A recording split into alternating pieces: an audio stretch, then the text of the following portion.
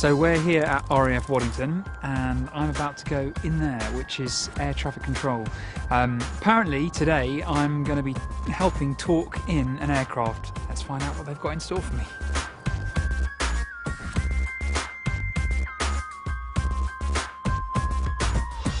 This is the visual control room up here, so basically we're controlling everything that we can see. All the aircraft coming to take off, coming into land, this is where it all happens.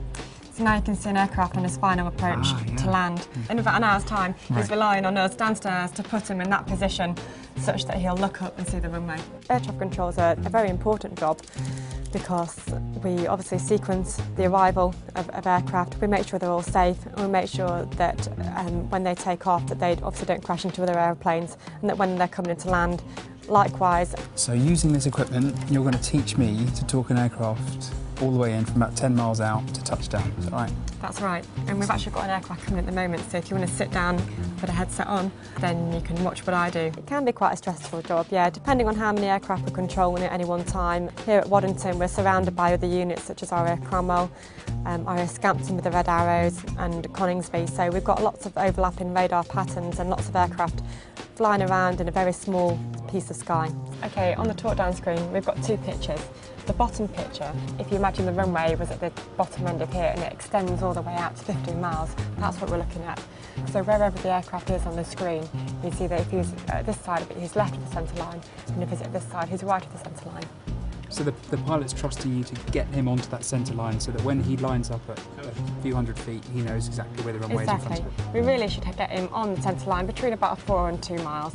So that's like a side view almost of the runway, and that's like an aerial view of the runway? Yes. Out in a combat situation, we could be talking to a whole range of aircraft that have been shot at, they're coming into land with wounded on board, or they're coming in after missions or bombing missions. Okay, we've got a proper landing coming in now. X1, it's a Typhoon coming from Coningsby. Can't land at Coningsby, the weather's too bad there, so he's going to try and make an approach here.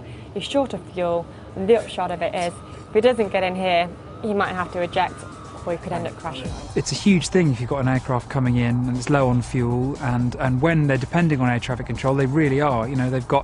They've got poor visibility, and it's not until 200 feet that an aircraft can actually see the runway themselves. So there's enormous weight of responsibility in that room. That's potentially a very typical situation that we could get at RAF Waddington. We often stand by for Typhoons, for Harriers, for tornadoes, and so we can typically expect that if one of their airfields shut or the weather was bad at one of those airfields, that we might get the aircraft coming inbound to us.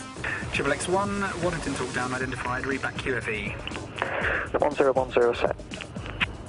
If we don't do our job correctly, we may have an airpox, in which case 2 aircraft get in close proximity of one another, and in a real horrifying world, then we could potentially have an aircraft crash. Left 10 degrees, heading 030.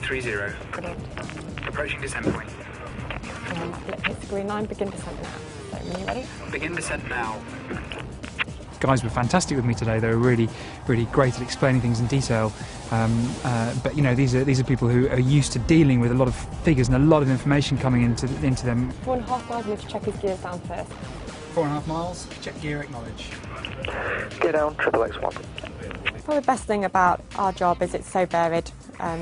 No 2 days are the same. One day we can be talking to Typhoons and to tornadoes, and the next day we're talking to C-17s and to TriStars and to other heavy jets. We're always learning, and it's always quite an exciting place to be. Glide path. On centre line, on glide path. Brilliant, and that's exactly where he wants to be. He wants to know the runway's right in front of him. He's approaching his decision height now, so we need to time that. Approaching decision height. Brilliant. 1 mile. You need to be very good at multitasking. You need to be highly coordinated. And you've got to be able to stay calm under pressure.